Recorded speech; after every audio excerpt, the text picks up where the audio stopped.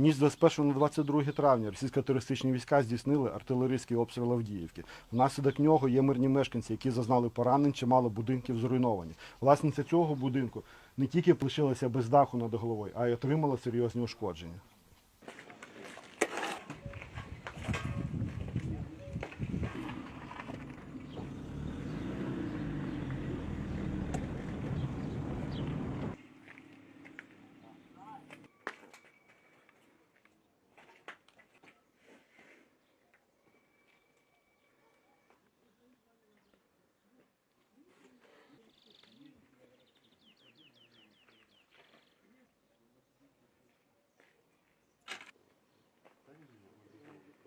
Ну, здесь мы видим четко, что работала артиллерийская батарея. Там 6 орудий, получается, в ней находится. Вот они, раз, два, три, четыре, там 5, 6. Вот они как раз в ряд так ложатся. Вот. Там дальше, если хотите, можем пройти просмотреть. На вот эту вот всю территорию по улице легло 240 снарядов. То есть, сами понимаете, что это количество огромное. У людей убытки серьезные очень. Ну, как бы, я не знаю, зачем стрелять по мирным жителям, такие провокации делать. Можно увидеть, что здесь такая, скажем, прямая линия, да?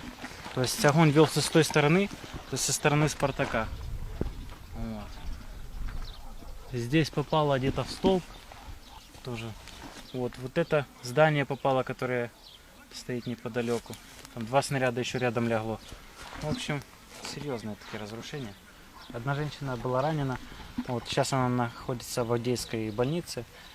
Такой кусочек, если прилетает, он и бронежилет перерезает, и человека, и вылетает с другой стороны бронежилета. Он острый очень даже. Вот если посмотреть на углы, видите? Вот он очень острый. Если он так будет лететь, то очень много повреждений. Скорее всего, самоходная артиллерийская остановка. Стреляла? Вот.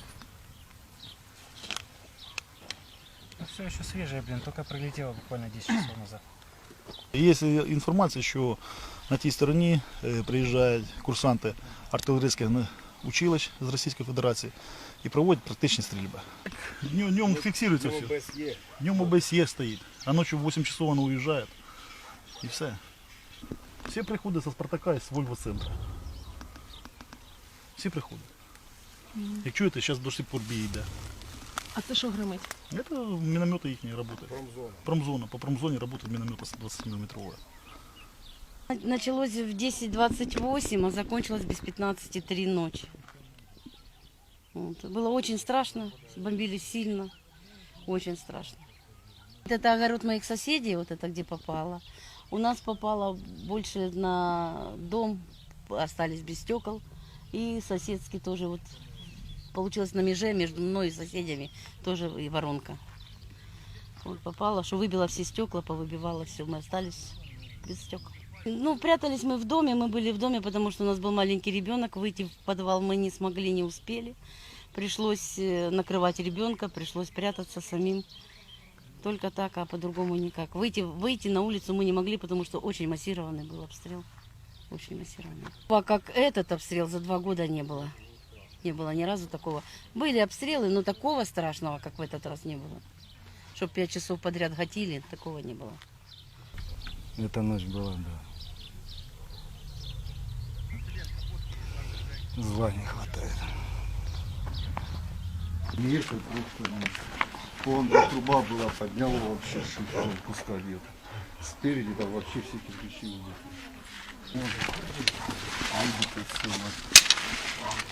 Вон вверху шифр, там тоже сбит. Вот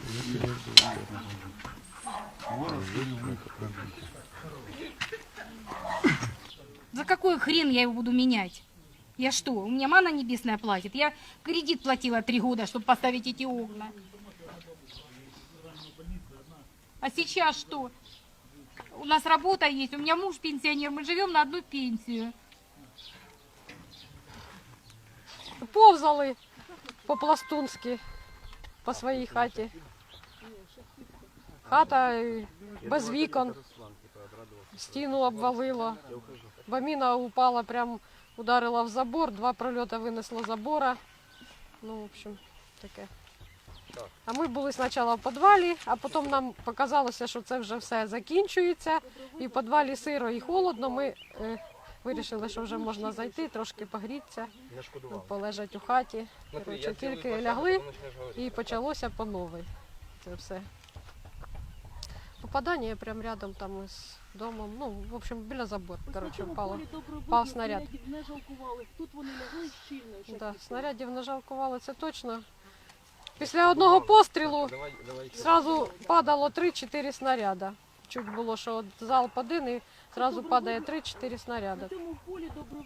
Причому такі снаряди, що і земля годіла, вікна випадали. Ну, в общем, тихий ужас. Ми не знаємо, що це. Ну, саме обідне мені, як громадянки України, що нас тупо обстрілюють по 3 часа, а їх в відповідь не можуть отак от зарядити хорошо з якої-небудь артилерії. І щоб вони замовкли. Скільки можна це вже, щоб все це так продовжалося.